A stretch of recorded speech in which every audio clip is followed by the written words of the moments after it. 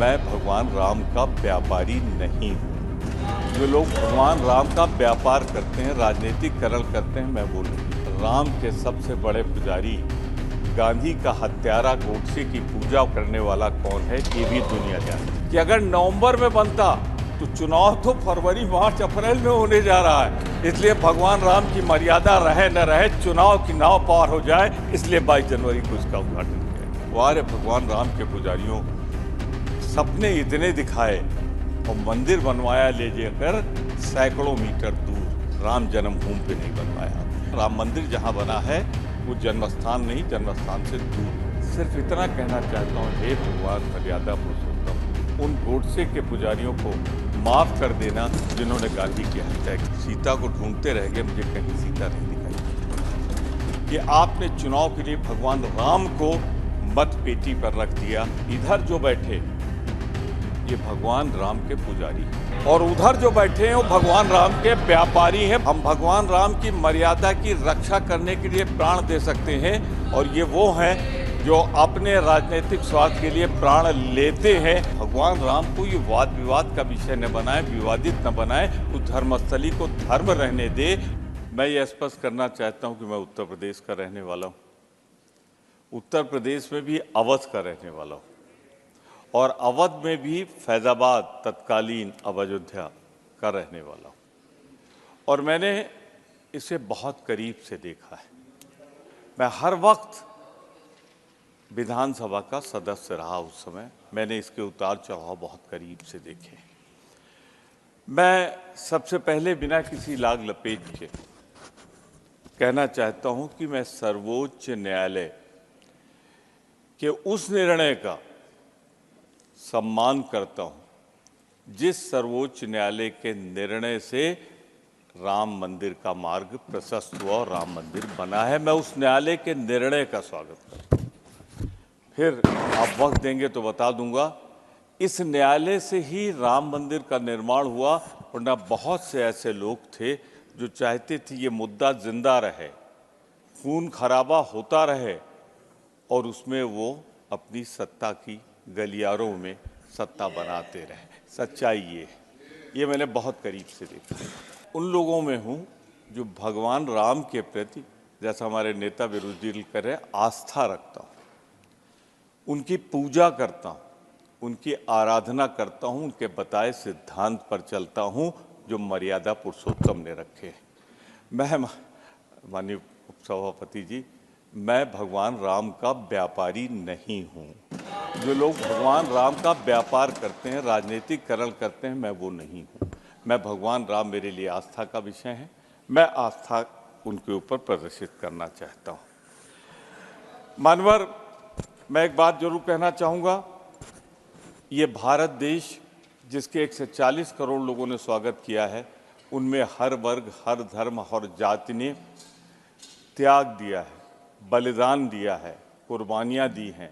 इनमें वो लोग बहुत नहीं जिन्होंने अंग्रेजों की चापलूसी और मुखबिरी की हो, आज वो भगवान राम को मानते हैं। मानवर, मैं तो बहुत विनम्रता से कह रहा हूँ और आपसे ज़्यादा मुझको कौन समझता है। मानवर, मैं ये कहना चाहता हूँ कि एक सबसे बड़ा पुजारी अगर भगवान राम का कोई है, राजनीति में रहा भी, नहीं भी रहा, दिशा भी दिखाता रहा, तो राम का सच्चा पुजारी गांधी था, महात्मा गांधी थे। आज महात्मा गांधी को कौन मानता है ये जग जाहिर है, पर भगवान राम के सबसे बड़े पुजारी गांधी का हत्यारा गोडसे की पूजा करने वाला कौन है, ये भी दुनिया जानती है। आज उन सिद्धांतों पे लोग चल रहे हैं, पर मेरी चिंता है, मुझे उससे निवारण लेना है, इसलिए मैं कह रहा हूं।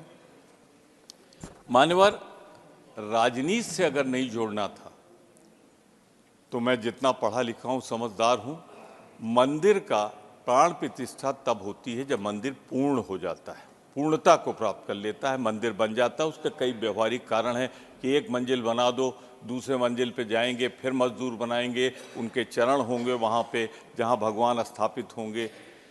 मुझे सिर्फ दुख है कि मंदिर के अपूर्ण स्थिति में स्वागत किया गया, अपूर्ण, इनकम्प्लीट।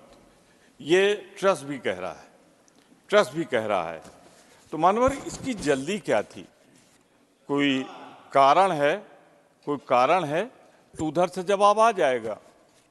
लेकिन जो मैं कारण समझता हूं, चूंकि मैंने कहा मैं अवध का रहने वाला हूं, मैंने पूछा लोगों से कि ये मंदिर कब बनकर तैयार होगा, तो लोगों ने बताया नवंबर दिसंबर तक हो जाएगा। नवंबर दिसंबर तक होने की हम भी कल्पना कर रहे थे। एक दिन आया कि ये 22 जनवरी को होगा। मैं अचंभित हो गया कि सब कुछ मुमकिन है, कोई है अगर तो शायद कोई तकनीक आई होगी कि पूरा भव्य राम मंदिर जो नक्शा दिखाया जा रहा है, मैं अपने सबूत में भगवान राम के भव्य मंदिर का नक्शा आपको दिखाता हूँ। क्या वो पूर्ण है? क्या पूर्ण मंदिर का प्राण प्रतिष्ठा करके पूरे भारत देश को खतरे में नहीं डाला गया? अगर हिंदू धर्म मानते हैं, लोग कहते हैं अपूर्ण मंदिर की पूजा कर लो, तो वो पूरे समाज के लिए पीड़ादायक होता है, दुखदायक होता है। मैं इसे इससे नहीं जोड़ता कि जिस दिन उन्होंने किया उसी दिन दिल्ली में भूकंप आया था, मैं इससे नहीं जोड़ता उसको। फिर भी लोग तो कहते ही। पर मैं एक बात जरूर कहना चाहता हूँ, मानवर हिंदू होने के नाते हम सब मंदिर में नहीं जा पाते तो बाहर से ध्वजा को प्रणाम कर लेते हैं, जो ध्वजा होती है, आप भी करते होंगे। लेकिन इस मंदिर की ध्वजा कहाँ है? मानवर ध्वजा इसलिए नहीं है कि कलश होता तो ध्वजा होती। बिना कलश के निर्माण कर लिया। तो मैंने कुछ पूछा, गांव वालों से, ज्यादा पढ़े लिखे नहीं थे, भैया ये काहे अपूर्ण मंदिर का उद्घाटन हुआ? ये अवध की बात कर रहा हूं। तो मुझे जवाब ये दिया गया, स्लिप पढ़िएगा नहीं, मैं जानता हूं क्या है।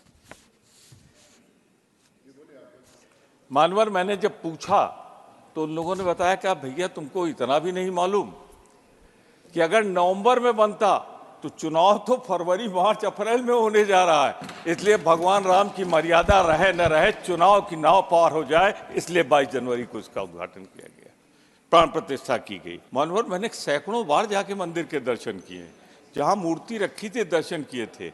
वारे भगवान राम के पुजारियों, सपने इतने दिखाए और मंदिर बनवाया ले जाकर सैकड़ों मीटर दूर, राम जन्मभूमि पे नहीं बनवाया आपने। ये मैं आपके माध्यम से सदन की कार्रवाई में लाना चाहता हूं। और है एक टीम बना दीजिए, चली जाए सदस्यों की और मौका देख कर आ जाए। राम मंदिर जहां बना है वो जन्मस्थान नहीं, जन्मस्थान से दूर बना। इसमें बार बार जो भगवान राम की मर्यादा भंग की जा रही है ना, कहीं कार्रवाई क्यों हो रही है? आज के बाद कोई कार्रवाई नहीं होगी, उसके बाद चुनाव होगा। सब कुछ तो आप समझदार हैं, समझ रहे हैं, पर बोल नहीं रहे हैं, इसलिए कि आपको बोलना नहीं चाहिए। मैं बोल सकता हूं, इसलिए बोल रहा हूं। आखिरी एजेंडा क्या है आज का, चुनाव के पहले का? राम मंदिर।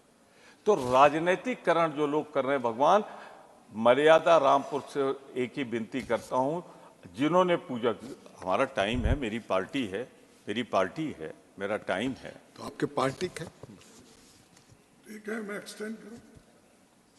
मानवर सिर्फ इतना कहना चाहता हूं, हे भगवान मर्यादा पुरुषोत्तम, उन गोडसे के पुजारियों को माफ कर देना जिन्होंने गांधी की हत्या की। फिर वही हिंदू होने के नाते और ब्राह्मण होने के नाते, वो भी अवध के कह रहा हूं, उसकी पूजा करनी थी, प्राण प्रतिष्ठा करनी थी, तो पुरोहित लोग करते, पुजारी करते। वो लोग क्यों पहुंच गए जिनका कोई दूर दराज तक वास्ता नहीं था? और एक बात और कहूं, कोई अपने ऊपर न ले, किसी का नाम भी नहीं ले रहा हूं।